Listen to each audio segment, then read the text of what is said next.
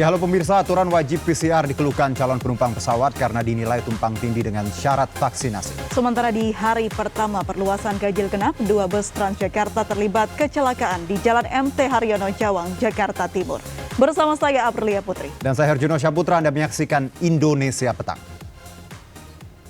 Pemerintah kembali melakukan penyesuaian terkait aturan pelaku perjalanan orang dalam negeri. Untuk moda transportasi udara, calon penumpang wajib menyertakan hasil negatif COVID-19 berdasarkan tes PCR serta kartu vaksin minimal dosis pertama. Aturan baru petunjuk pelaksanaan perjalanan orang dalam negeri dengan transportasi udara pada masa pandemi COVID-19 ini berlaku efektif mulai Minggu 24 Oktober 2021. Di hari pertama kemarin masih ada sejumlah calon penumpang yang belum mengetahui aturan tersebut, sehingga terpaksa melakukan penjadwalan ulang waktu penerbangan. Selain itu, penumpang di bawah usia 12 tahun juga diperbolehkan melakukan perjalanan udara dengan menyertakan hasil negatif tes PCR. Sementara di Bandara Internasional Juanda, Surabaya, arus penumpang yang berangkat masih cukup ramai meski pihak bandara telah memberlakukan aturan baru.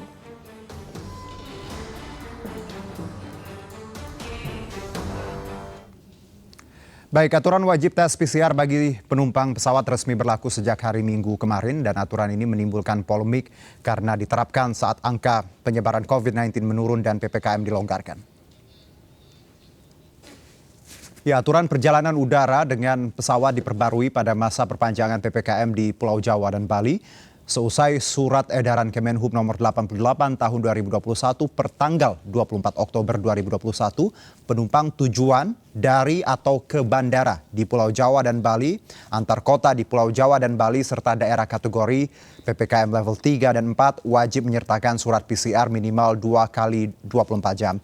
Sementara untuk penumpang tujuan dari dan ke bandara di luar wilayah Jawa Bali yang masuk kategori PPKM level 1 dan 2 wajib menyertakan surat PCR minimal 2 kali 24 jam atau antigen yang diambil 1 kali 24 jam sebelum keberangkatan.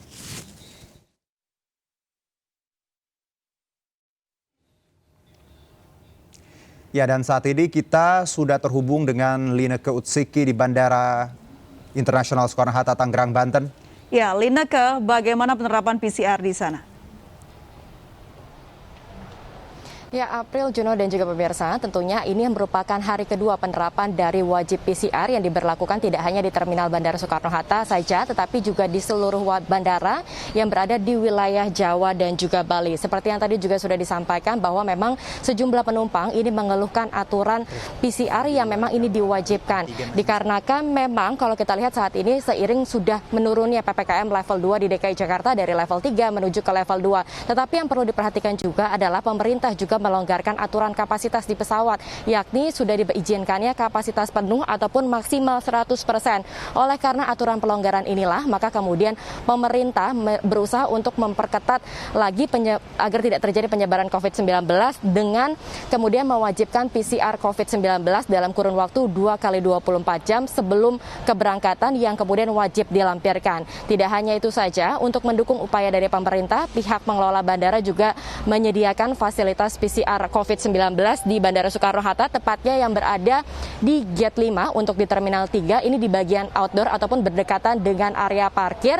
Dan untuk hasil tes PCR-nya ini tidak keluar 1 kali 24 jam, tetapi jauh lebih cepat, yakni dalam kurun waktu 3 jam saja. Dikarenakan untuk sampel dari pengecekan tes PCR ini tidak lagi dibawa ke Lab Cibitung, tetapi sudah ada alat khusus begitu yang kemudian disediakan di Terminal 3. Artinya jika memang para penumpang kemudian membutuhkan fasilitas dari tes PCR ini bisa langsung datang ke bandara, tetapi yang perlu diingat ataupun diperhatikan kembali adalah memang diimbau bagi para penumpang ini untuk datang 5 jam sebelum keberangkatan, karena selain dari waktu hasil tes PCR yang memakan waktu 3 jam, ditambah lagi mengingat adanya proses verifikasi dan juga proses check-in yang memakan proses ataupun waktu yang cukup lama, sehingga diimbau agar bisa datang 5 jam lebih cepat sebelum keberangkatan agar tidak terlambat.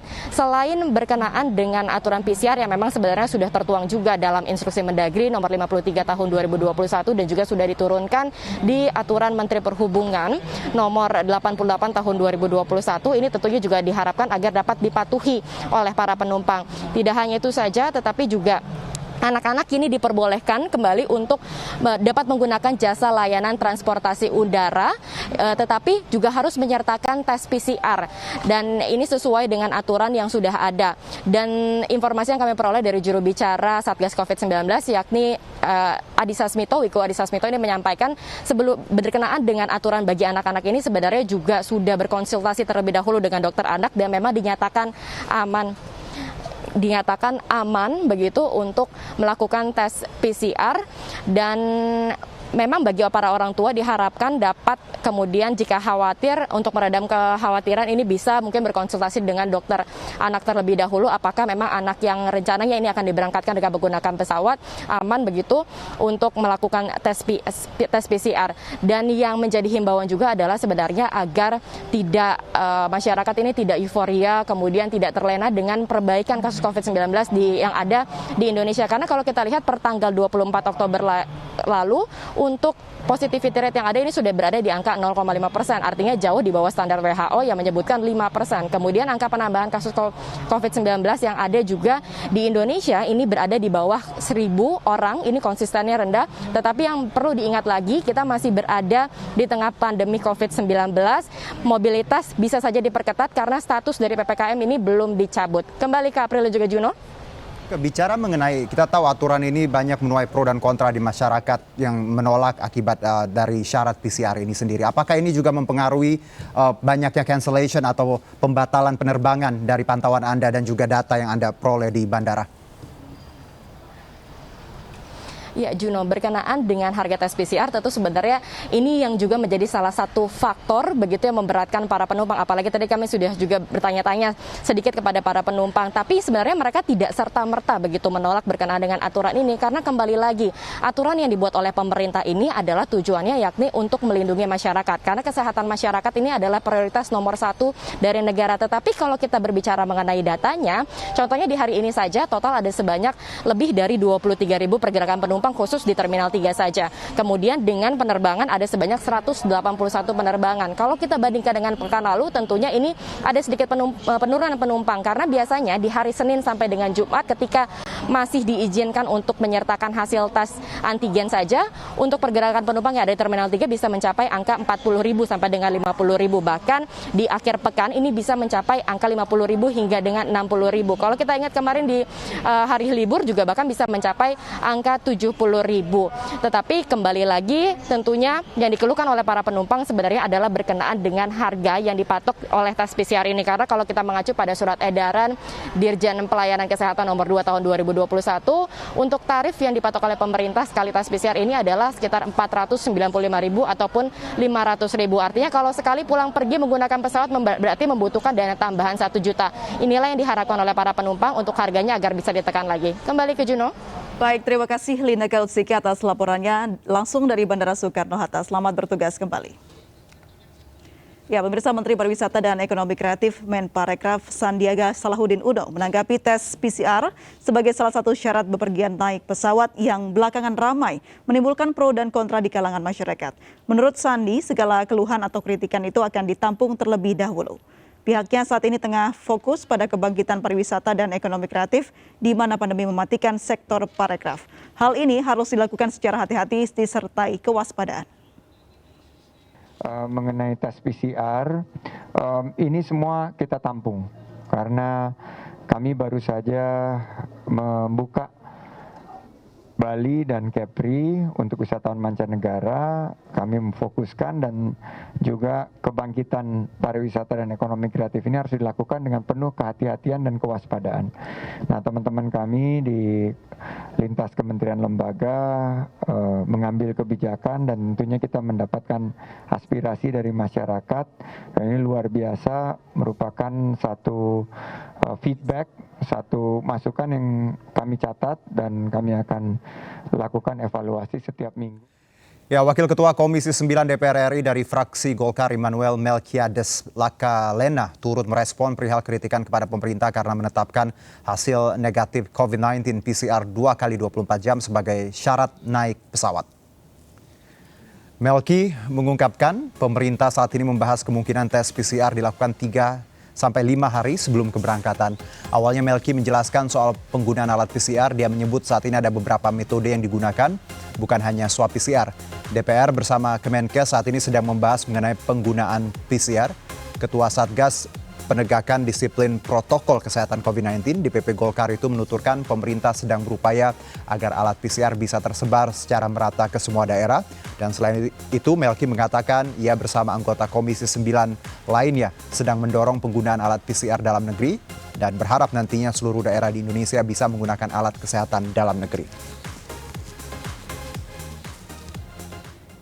Ya, pemirsa, sejumlah pihak mempertanyakan syarat baru penumpang pesawat menyertakan hasil pemeriksaan negatif COVID-19 dengan skema PCR, meskipun sudah mendapatkan vaksin sebanyak 2 dosis. Langkah pemerintah itu kurang tepat lantaran hanya menyasar transportasi udara. Pelaku perjalanan darat tak diberlakukan. Ya, mantan Menteri Kelautan dan Perikanan Susi Pujiastuti menyerukan harga tes PCR tidak lebih dari Rp275.000. Susi menyerukan hal itu merespon pernyataan Ketua DPR Puan Maharani yang meminta pemerintah menjawab kebingungan masyarakat terkait instruksi Menteri Dalam Negeri nomor 53 tahun 2021.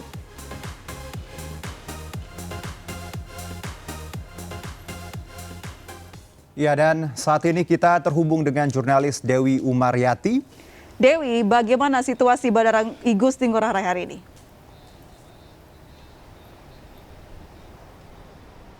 Iya, April dan juga Juno, memang pasca penerapan syarat wajib PCR untuk pelaku perjalanan melalui pesawat, sampai saat ini memang di Bandara Igusti Ngurah Rai tidak terlalu terpengaruh secara signifikan meskipun memang terjadi penurunan.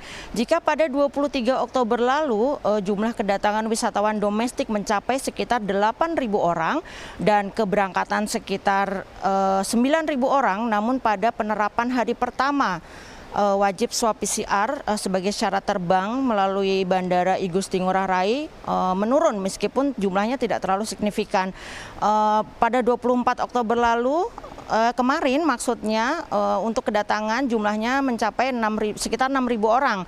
Kemudian untuk keberangkatan sekitar 10.000 orang. Sementara hal ini juga menurut pengelola dari Bandara Igusti Ngurah Rai sendiri menilai atau mengklaim bahwa meskipun tidak terjadi penurunan yang cukup signifikan dan di tempat pengambilan swab PCR di kawasan bandara sendiri juga tidak terjadi antrean karena memang sudah jauh-jauh hari. Hal ini persyaratan untuk wajib swab PCR bagi yang vaksin pertama maupun yang telah memiliki dosis lengkap wajib menjalani swab PCR karena memang telah disosialisasikan sejak jauh-jauh hari. Langkah penerapan swab PCR wajib untuk pengguna pesawat udara ini ternyata juga berimbas kepada sejumlah laboratorium yang ada di kawasan Denpasar, di mana diinformasikan bahwa sejak kemarin terjadi overload dari sejumlah laboratorium, di mana jika biasanya di hari biasanya laboratorium menerima hanya sekitar 200 sampai 300 sampel saja, kemudian melonjak cukup signifikan hingga 600 sampai 800 sampel, dan itu berpengaruh dengan kinerja dari petugas sendiri, di mana hanya menyediakan 10 petugas yang dibagi menjadi 2 shift, di mana satu shift terdiri dari 5 orang, bekerja dari pagi sampai siang, kemudian dilanjutkan hingga siang sampai malam. Seperti itu, Juno dan April. Baik, terima kasih Dewi Umaryati atas laporannya langsung dari Bandara Ngurah Rai Denpasar, Bali. Selamat bertugas kembali. Ya, pemirsa, kami akan kembali usai jeda berikut, tetaplah bersama MNC News.